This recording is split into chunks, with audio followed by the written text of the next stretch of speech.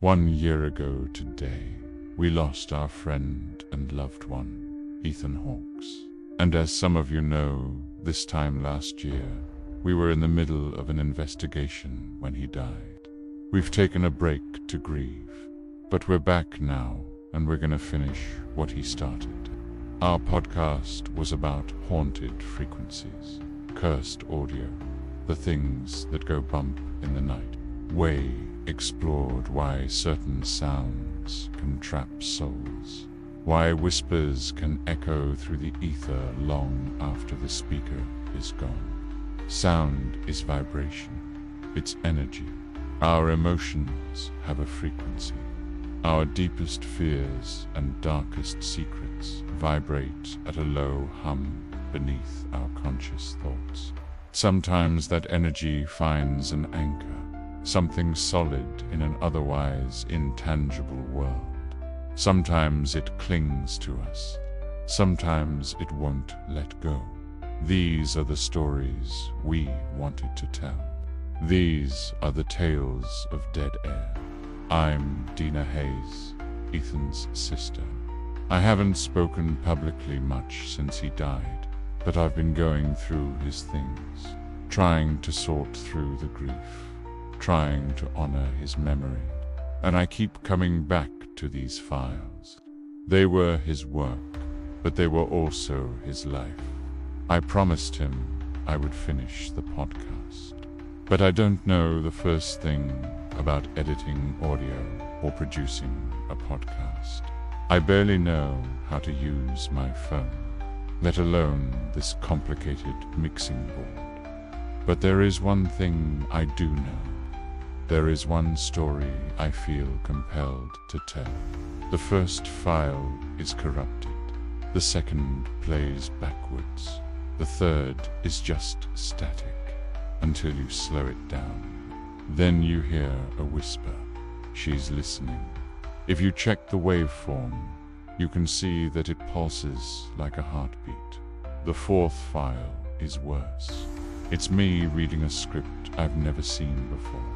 The veil is thin. The signal is strong. I am the echo. I don't remember recording that. Then I checked the metadata. The date is tomorrow. And then I saw it. A black envelope with no stamp, no return address. Inside, my death certificate. Time of death, 3:03 a.m. I looked at my phone. It had been dead the whole time. But now it buzzed with a new life, a new voicemail. It was Ethan, or it sounded like him. I didn't cry. I didn't scream. I just listened. Again and again, the message was always the same.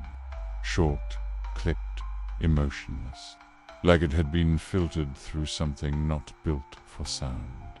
I need you to finish the recording. He'd been working on this podcast for years. He was obsessed with the idea that certain sounds could trap souls, and he collected stories, folklore, urban legends. But these recordings were different. He'd been making them in the weeks leading up to his death. The last one was dated a month ago.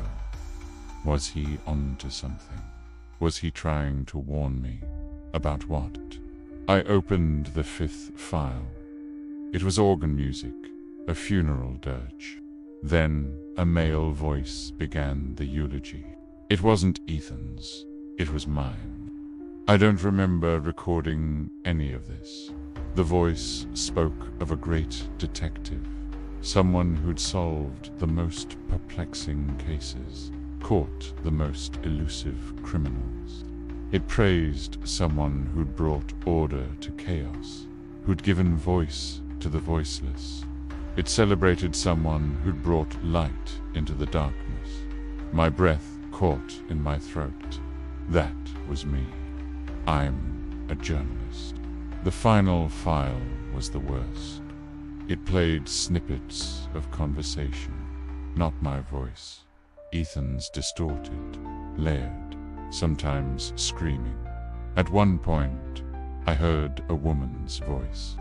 I think it was Laura. That was Laura's laugh. I recognized the clink of ice in a glass. That was Laura's favorite bar. I knew the song playing over the static. I knew the street noise. That was where I lived. That was where we met. And as the track built to a fever pitch, I heard my voice. Reading from the same script, the veil is thin. The signal is strong. I am the echo. I don't know how long I sat there listening, watching the heartbeat on the screen, watching the numbers tick by on the clock, watching the voicemail return again and again and again. But eventually, I got up. I deleted the files. I unplugged my router, but when I turned it back on, they were still there. They updated automatically, as if they were reaching out, grabbing onto my life force, dragging me down into the ether. And I knew then that they weren't just files. They were a warning. They were a plea. They were a lifeline.